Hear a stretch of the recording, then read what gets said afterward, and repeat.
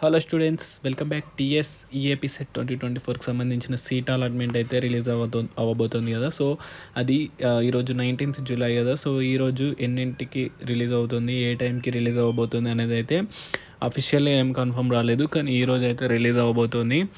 So ఈరోజు evening, afternoon లేదా evening అయితే రిలీజ్ అవ్వచ్చు, లేదా సమ్ టైమ్స్ మార్నింగ్ కూడా రిలీజ్ అవుతుంది. సో కన్ఫర్మ్ టైం అయితే తెలీదు.